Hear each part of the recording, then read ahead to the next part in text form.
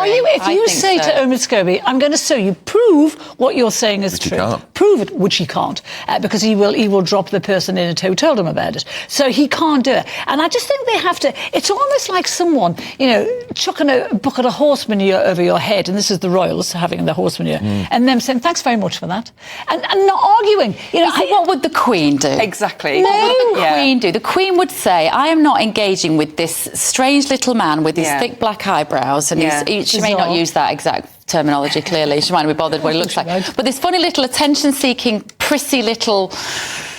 Yes, and you think about he is a scumbag. Do you know what? I met him a few years ago. I presented a royal show with him. Well, he hated me on site because I was being critical of the royals, and I was never on that show again, funny enough, because he made sure of it.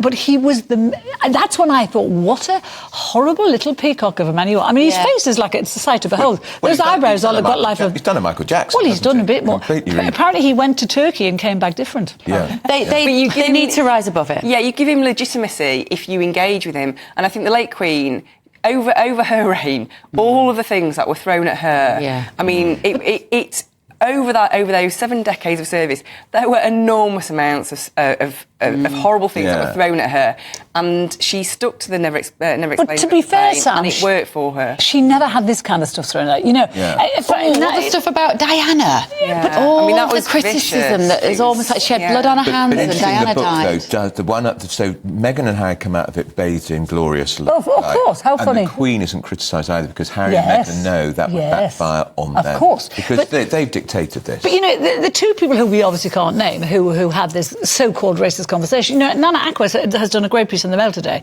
GB News' Nana, saying, it's not racist to talk about race. And it's pretty obvious that it wasn't just the royal family who were talking about the colour, the skin tone that Archie might be. Everyone in the country was. We were all doing it, including people of colour. I mean, I don't know how many people of colour have to come out and say it's not racist to talk about what a mixed race baby might look like. It isn't.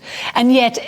And that's why I think the royal family have got to hit back, because if you're being tarred as a racist on the basis of that, and people around the world did take that on board, I think they have to knock that. And this conversation kind of highlights the fact that we've completely lost what the definition of being a racist means, as in discriminating against somebody in an obvious, prejudicial way based on their race. That's not what they did.